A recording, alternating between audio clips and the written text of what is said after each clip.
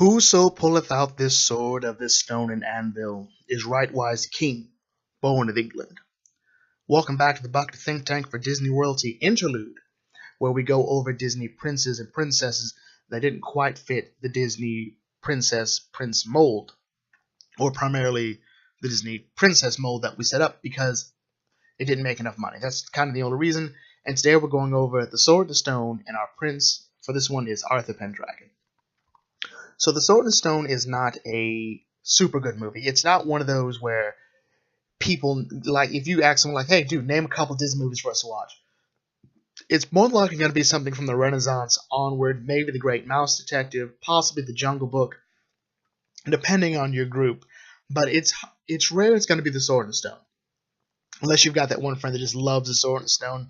I'm sometimes that friend, and it'll be one of the things in my bag, unless I know people just, it's not going to, it never gets your juices flowing for most people, but it's such a fun movie. But it's not that great of a story, I think. I think that's the real problem with The Sword and the Stone. Nothing about it says, oh, I gotta watch this, I gotta watch this. No, it's kind of, for most people, I'll watch it. And I think the problem with that is we don't really see the same kind of long-term epicness that, say, a climax in other Disney movies have. Because the fight with Madame Mim should have been the end of the movie for the most part, and it isn't. There's a whole other story that has to come in. I think this is the problem with The Sword and the Stone. It feels like it wants to tell two stories. Like Madame Mim almost feels like it should have been a much bigger, more driving force in the story. Arthur should have been a more driving force in the story, but sadly, Merlin is the more captivating character. And every time Merlin's on screen, you just kind of want to look like, what's Merlin doing? Even as Arthur goes on like smaller adventures, it's Merlin who's making all the real choices and decisions. This movie also has a problem where it's hard to tell exactly what Arthur learns, and because he never puts them into practice in the same way. Like, he puts them a little into practice in the first lesson, in the moat, but it's kind of it. Like, he pretty much says what he's learned, but he never puts them into practice. It's more the experience, and that's sort of what we'll go into when we talk about him. I think the best thing about this movie is still just the music. I mean, it's an old wizard scatting, and using his magic to musically put things away. It's just so much fun. But at the same time, this does feel like it wants to be Doctor Who. Like, even classic era Doctor Who with a bit of new era Doctor Who, especially with, if you compare it to like the Doctor and Bill in their first couple of outings. Except also like the Doctor and Bill, I don't get what kind of impact the lessons have had on Bill, because she never puts them into play. This wants to be more like the Seventh Doctor and Ace, where we see Ace grow and mature in a way that she hadn't before she met the Doctor. But we're going off on a bit of a tangent there, so let's just go back to Arthur. What makes Arthur interesting as a character to me, and why he has to be talked about, is that he's a character who he learns his own self-worth, I think, in this film.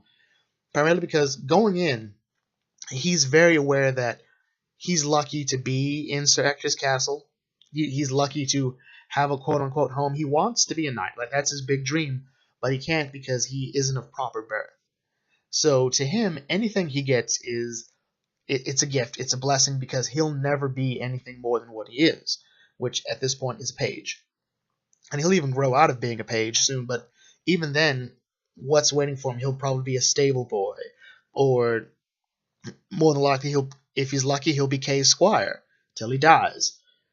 And that's kind of it. It's only through his interactions with Merlin and the adventures they go on that he's able to sort of enlighten himself and realizing, things don't have to be this way, that he is capable, but we don't ever see him kind of realize that.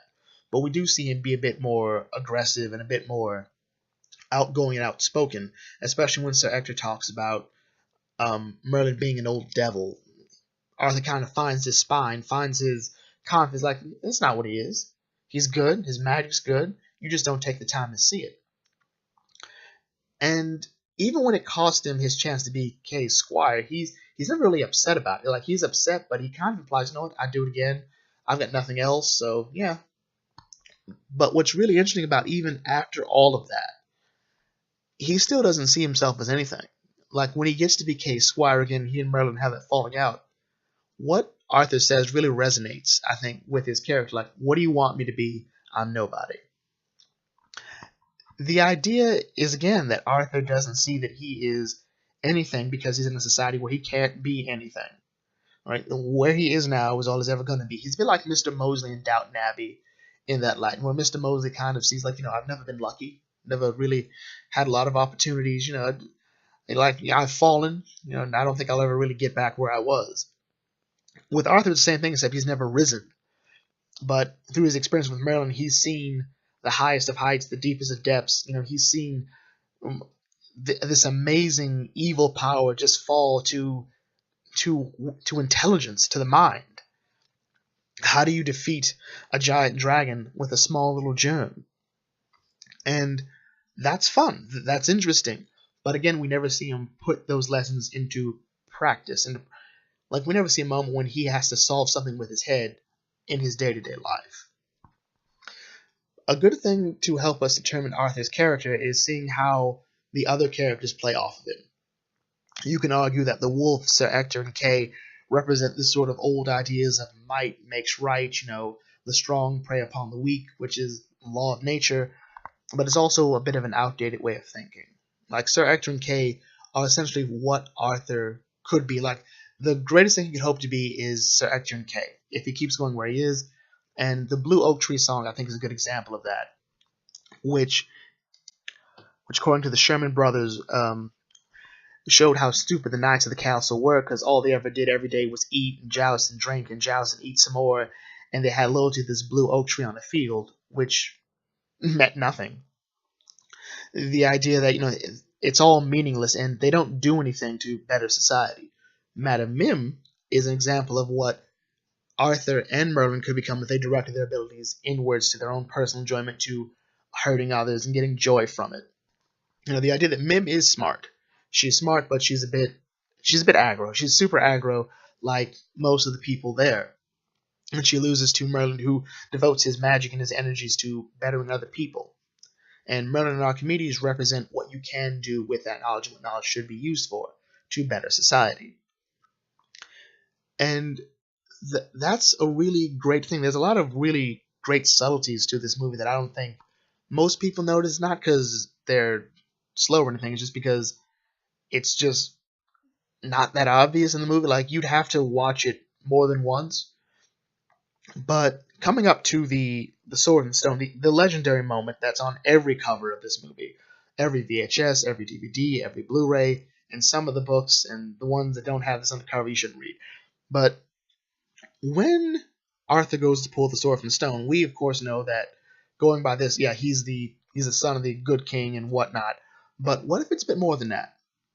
If you look at how every other knight has tried to pull the sword from the stone, they go in with these ideas of glory and power. I'm going to be king. I'm going to have all the power and whatnot. Arthur goes and he pulls the sword, and it's actually from a place of humility. He's going in there, and if you look at how he approaches, he sort of humbles himself before this power. He doesn't even know it is the power, or how important that sword is. He just knows that Kay needs a sword. He's pulling this sword. He's unknowingly taking this power in service of others. So again, this is a nice little theme here of what knowledge and power should be used for, to help society, to help benefit people. The other knights don't do that. They try to assert their authority over the sword. They try to force it out. They say, like, I want this power. And again, they sort of approach it very aggressively in a sort of domineering way. And Arthur, again, he humbles himself before the power, even when he sort of gets the idea that the sword is important. He approaches it slowly, with the one hand, to make it a really interesting, like, this would be a great still for this cover, wouldn't it? Do it. And he pulls it, and that's kind of it. The beauty of Arthur's character is the humility that comes with him and how he sort of grows up. And not in the obvious way, like another character we're talking about, but in the more subtle way. The idea is that at this point, Arthur knows everything he needs to, at the core level, to be a good king, to usher in that great era. He knows what it's like to not feel important. He knows what it's like to, feel that your dreams aren't anywhere near being achievable. He knows the importance of wisdom, of knowledge, of love. He's all set to be the Arthur of legend. And that's just fun. It really is. And he has a blue wizard who likes to scat and a grumpy old owl. And with that in mind, I'm going to bring this video to a close here. If you liked the Sword and Stone, or if you think he should or shouldn't be on this list, or if you think you can guess who the next one's going to be, leave that down in the comment section, and I will catch you all later. This is the Bucket Think Tank signing out. May your fandom serve you well.